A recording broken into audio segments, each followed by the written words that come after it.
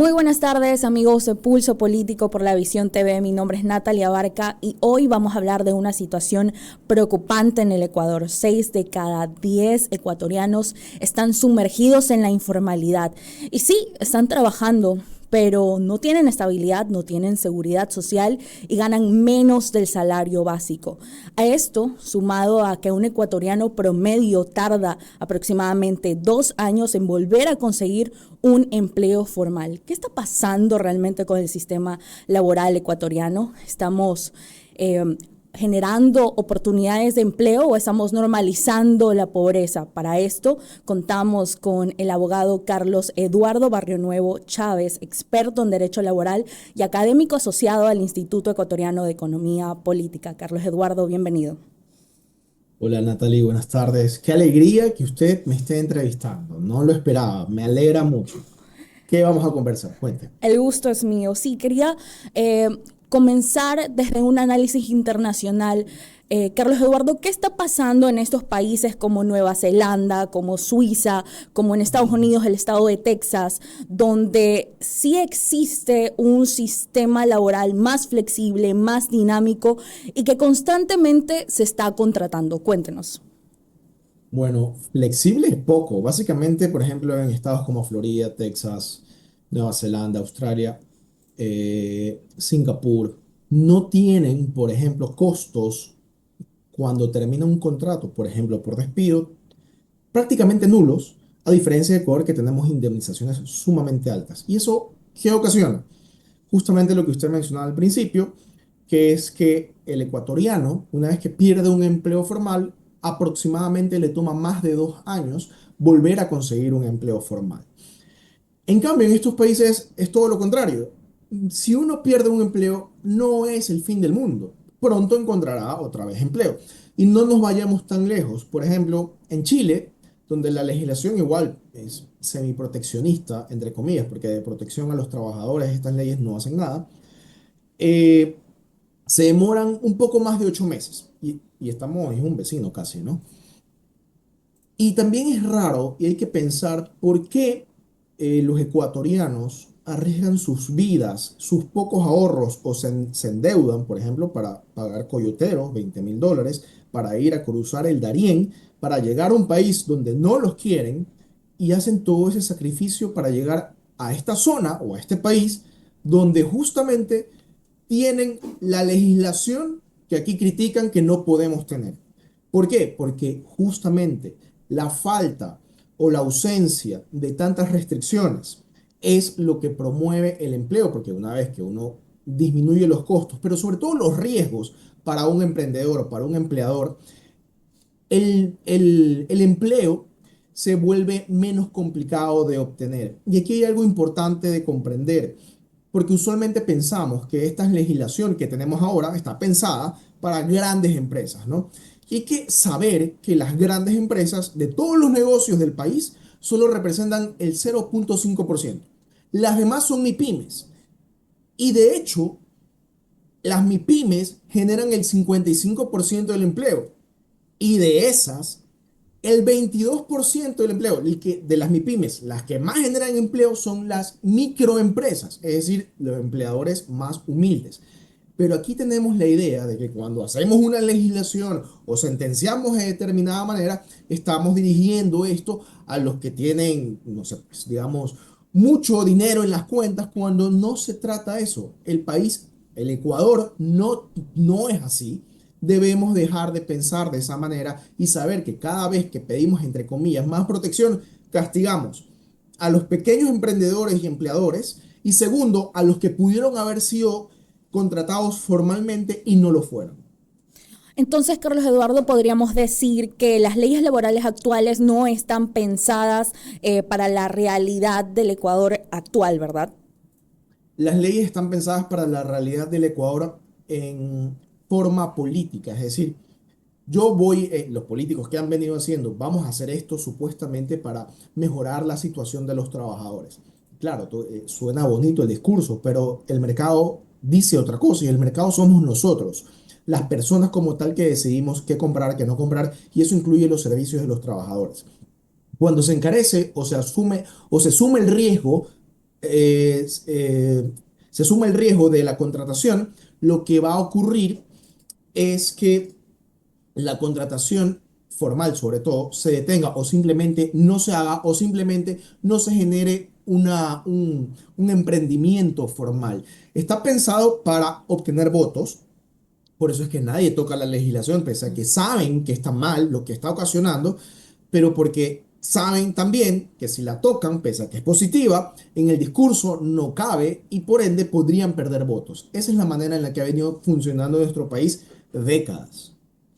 Y Carlos, quería preguntarle, porque teniendo en cuenta de que el 95% de las empresas aproximadamente en el Ecuador son MIPYMES, ¿qué tan caro es para una empresa poder contratar formalmente en el Ecuador?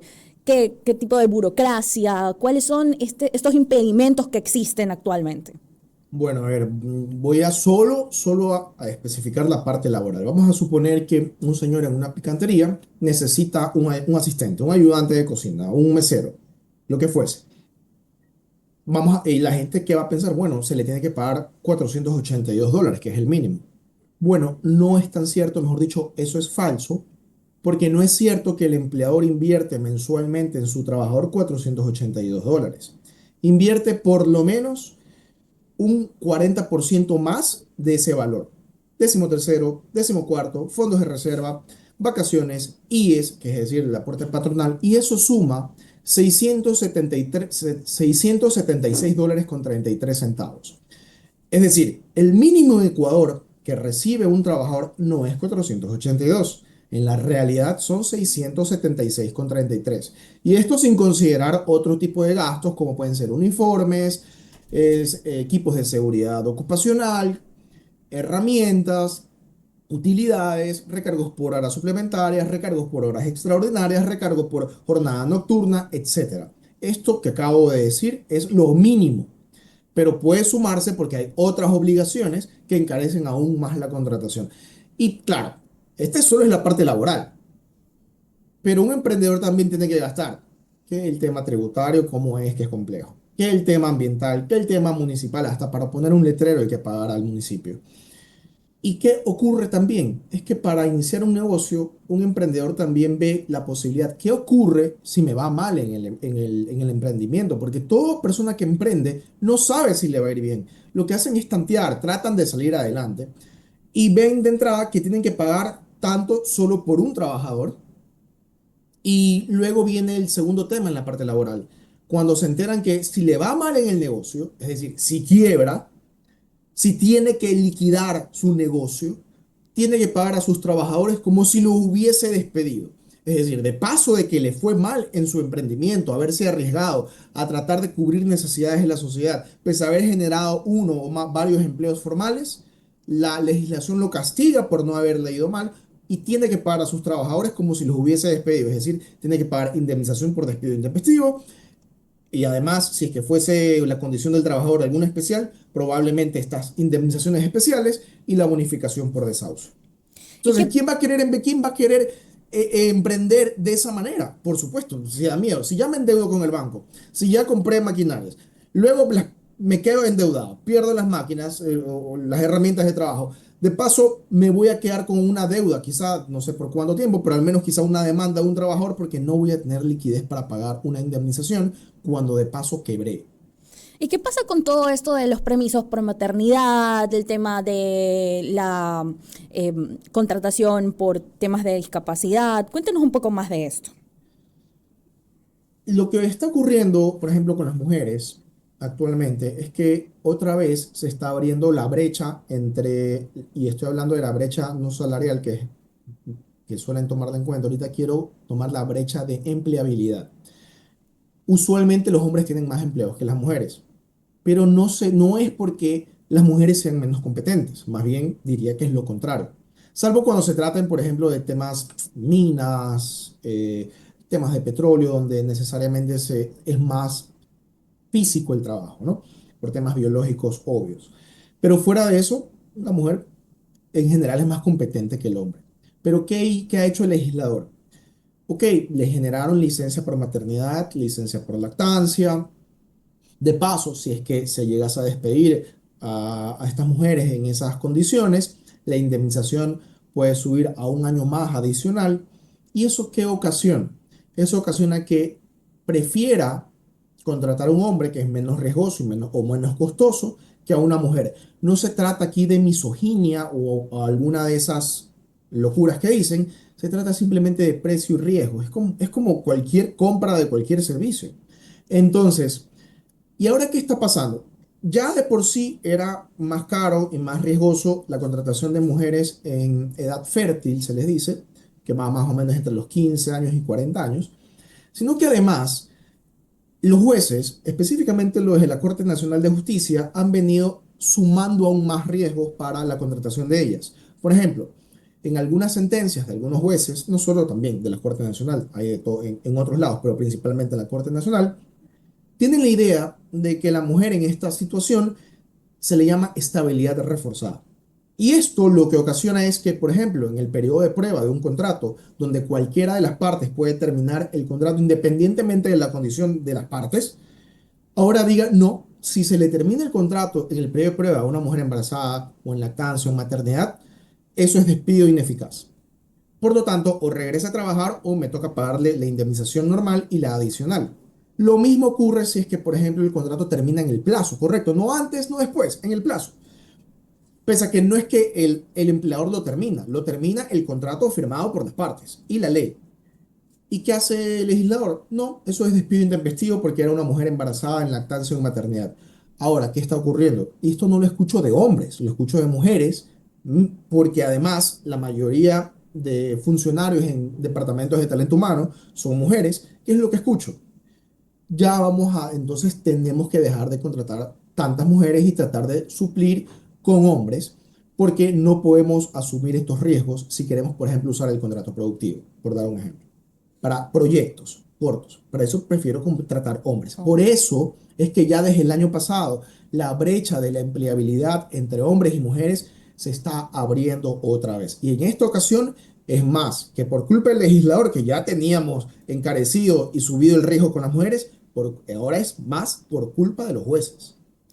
Y Carlos Eduardo, a partir del 2015, más de 1.600.000 empleos se han perdido. ¿Qué pasó en ese año? Cuénteme. En el 2015 se elimina el contrato a plazo fijo. Eso tiene mucho que ver con los costos de salida de los contratos. Es decir, antes cuando se terminaba un contrato a plazo fijo, en el plazo solo se pagaba los proporcionales y la bonificación por desahucio. Al eliminarse eso, básicamente los contratos, casi todos, y en su mayoría son así, se hicieron indefinidos. ¿Eso qué hizo? Que yo ya no pueda terminar ciertos contratos en el año o en 2 años, sino que me toque mantener al trabajador luego el periodo de prueba de manera indefinida. Y si lo termino, digamos voluntariamente o unilateralmente, se entendería un despido intempestivo y me toca pagar indemnizaciones.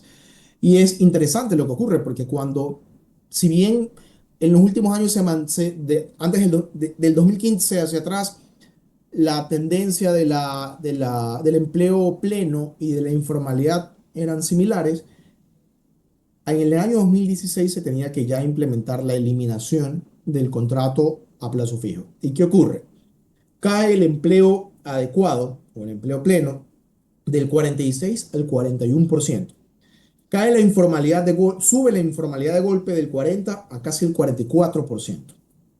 Y esa tendencia de ir empeorando la situación de los trabajadores con empleo formal o con empleo y con empleo pleno y aumentando la informalidad no ha dejado de empeorar con los años.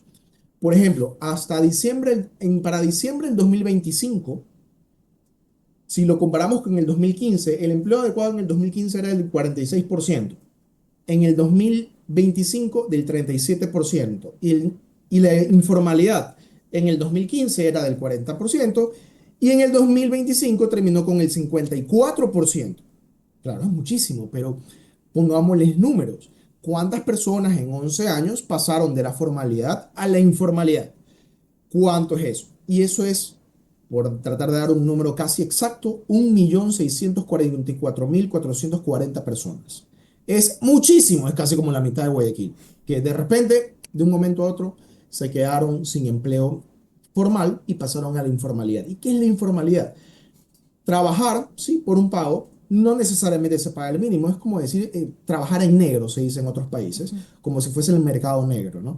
No se pagan las obligaciones legales, no se lo reconoce en el Ministerio del Trabajo, tampoco en el IES, no tiene ningún tipo de protección, no tiene décimo tercero, décimo cuarto, vacaciones, fondos de reserva, utilidades, etcétera.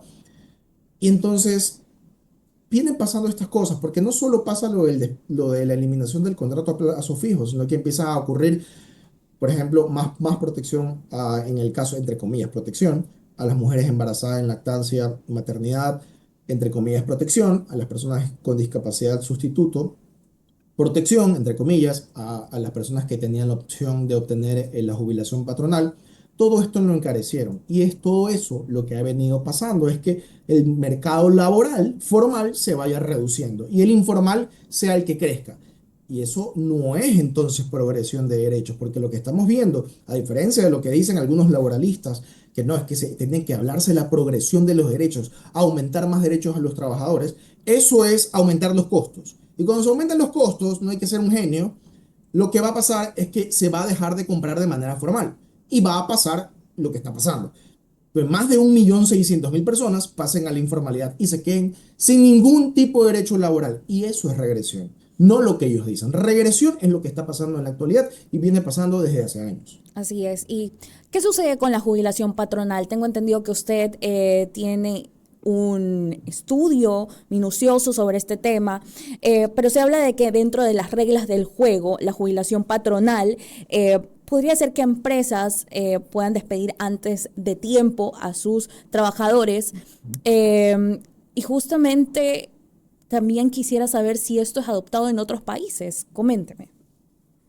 Eh, Comienzo con lo último. Ecuador es un ejemplo de las cosas que no están bien. No es posible que Ecuador tenga doble jubilación cuando el empleador ya paga para la jubilación por la seguridad social. No es posible que además tenga que pagar una jubilación adicional, pagar algo que no va a tener retribución, cuando ha venido pagando la aportación al IES durante toda la relación laboral.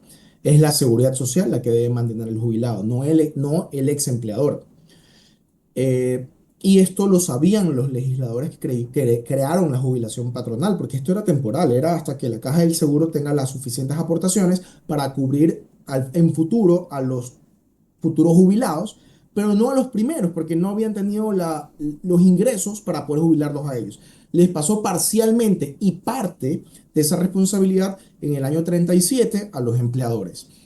En el año 38 se crea el Código del Trabajo y tenemos la redacción de la jubilación patronal muy similar a la del año 38. Prácticamente no ha cambiado. Y durante casi 70 años, la forma de calcular la jubilación patronal no tenía por qué variar. De hecho, siempre se calculó de determinada manera, porque la norma no había cambiado. Sin embargo, viene la Corte Nacional, específicamente la Sala de lo Laboral actual y la anterior, pero sobre todo la actual, donde ellos dijeron, no, ¿saben qué? No es lo que diga, no es lo que haya querido el legislador del año 38 cuando la obligación del juez es aplicar lo que decidió el legislador, no lo que ellos quieren, no es lo que yo quiera como tampoco como abogado, es lo que el legislador decidió por el pueblo. Y yo no, yo estoy por encima de ellos prácticamente y yo entiendo mejor la norma que ellos. Por más que se les explica que ellos están equivocados, ¿qué han hecho? En algunas ocasiones la jubilación patronal no es que se ha duplicado, no, ha aumentado en más del 1.000%. ¿Y eso qué ha ocasionado? ¿Por qué ahora, luego de más de 80 años de la creación de la jubilación patronal, empezamos a escuchar? ¿Por qué hace más de 10 años no escuchábamos por el problema por eso? ¿Qué pasó? Si la norma no había cambiado, pasó que los jueces de la Corte Nacional tomaron atribuciones o se excedieron de sus atribuciones creando políticas públicas por las que nadie votó, porque ellos no se votan, ellos de demócratas no tienen nada conforme a lo que vienen haciendo, encarecieron la jubilación patronal tanto que ahora los empleadores prefieren despedir a los trabajadores antes de los 20 o 19 años y pagar la jubilación, perdón, la indemnización por despido intempestivo y la bonificación por desahucio de 18 años de servicio. ¿Y eso qué es? Un poco más de 1 año y medio de trabajo, digamos. Pero ¿qué va a pasar? ¿Qué hacen las personas adultas medias si se les termina el contrato cuando tienen más de 40 años, menos de 60. A esa edad es muy difícil encontrar empleo y es imposible jubilarse todavía por la seguridad social. ¿Qué hacen? Quedan justamente en un limbo y pasan, si es que llegasen a trabajar, a la informalidad. ¿Y qué es lo que he notado? Si bien la tendencia a la terminación de los contratos que están entre 15 y 25 años de servicio, que es más o menos por donde están cerca de la jubilación patronal, venía incrementándose, pero paulatinamente, a partir de más o menos unos 4 o 5 años, empiezan ya la Corte Nacional a sentenciar de la manera incorrecta que lo vienen haciendo. Eso, obviamente, lo escuchan los empleadores, se corre la voz. ¿Y qué empieza a ocurrir? Vamos a tener que despedir porque yo no voy a poder pagar pensiones mensuales de $400, 700, 800, $1,200 por una persona que no me va a pagar, no me va a trabajar. Prefiero pagar la indemnización. Y usted verá en una curva que tengo, bueno, ahorita la tengo en el papel, cómo la curva a partir del 2022 se dispara y sigue creciendo, como nunca antes del total de actas de finiquito, del universo de actas de finiquito que tenemos en el país, las relacionadas a tiempo de servicio entre 15 y 25 años se dispara, que es justamente cuando la gente empieza a escuchar sobre lo que está pasando en la corte. Y lo que yo puedo deducir de la manera más conservadora posible, tomando en cuenta todas las sentencias de jubilación patronal de la Corte Nacional, es que por cada sentencia favorable que la Corte Nacional le ha dado a un trabajador, es decir, le ha ordenado al empleador pagar de más de lo que debía, de lo que quería el legislador, y lo que ocurre es que por cada uno que ayuda, cuatro se quedan sin empleo. Y esto es de la manera más conservadora, porque en realidad yo creo que pasa más de por cada uno que tiene una sentencia favorable donde se infla la jubilación patronal de él, yo creo que 15 o 20 pierden su empleo. Pero lo he tratado de hacer de manera conservadora para que justamente luego no digan que estoy exagerando. Esto es por lo menos. Entonces, ¿qué está pasando? Bueno, tenemos trabajadores de adultos de edad media que se están quedando sin empleo y nadie hace nada. Carlos Eduardo, y para concluir, me gustaría poder analizar este tema con usted. Tengo entendido que está trabajando en una propuesta de proyecto de ley para poder modernizar, hacer ciertos cambios en el código laboral. Me gustaría saber puntualmente cuáles son esos cambios que usted le ha hecho al código laboral actual, y ustedes han pensado ya en poder proponer llevar esto hacia la asamblea o hacia un asambleísta o al ministro de Trabajo, Harold Burbano, para que pueda conocer sobre estas propuestas. Sí, hemos he trabajado con el IEP, que es el Instituto Ecuatoriano de Economía Política, y también con la Cámara de Comercio de Guayaquil. Entiendo que cada uno ha tomado ciertas ideas que les he proporcionado, especialmente el IEP. Y lo que se trata es de disminuir y en algunos casos eliminar ciertos costos de salida. ¿Qué son los costos de salida? Esas, sobre todo, indemnizaciones absurdas o exageradas que asustan a quien va a iniciar un negocio o a quien quiere contratar formalmente a una persona. Porque el empleador no contrata para despedir, eso no existe. El empleador puede contratar por una temporada, es decir, por un tiempo, por algún proyecto, por algún límite de tiempo, pero no es que lo quiere, puede ser que no lo quiera tener para toda la vida, sino para un tema puntual, pero eso no quiere decir que por obligación lo tenga que tener toda la vida. Entonces, lo que se está tratando es de quitar esos absurdos, como la indemnización que hace un momento hablaba, que es cuando a un empleador le toca liquidar su negocio y toca pagar a sus trabajadores como si los hubiese despedido. Y así hay otras indemnizaciones. De hecho, hay aproximadamente 7 u 8 indemnizaciones relacionadas al despido intempestivo en nuestra legislación, una más cara que la otra. También está el tema de la jubilación patronal, que esperamos que se erogue pronto, no a cambio de otro costo, porque ya tenemos demasiados costos para estar aumentando a estas alturas. Recordar que la jubilación patronal se tuvo que haber eliminado, no porque lo diga yo, sino porque lo dijo el legislador en el año 37, perdón, a inicios del año 38, el 1 de enero de 1950. Estamos 76, más de 76 años después hablando de este tema. Estamos totalmente locos. Y eso es lo que se pretende, ¿no? Al menos disminuir ciertos costos y riesgos que son los que más asustan a quienes quieren generar empleo, que son los potenciales empleadores justamente. Realmente es un tema muy interesante. Nos concluimos en que necesitamos un sistema laboral más flexible, más dinámico y más libre. Queremos agradecerle, Carlos Eduardo, por habernos acompañado. Queridos amigos, no se olviden que pueden seguirnos en nuestras redes sociales, @LaVisionTVS. Esto fue Pulso Político. Hasta la próxima.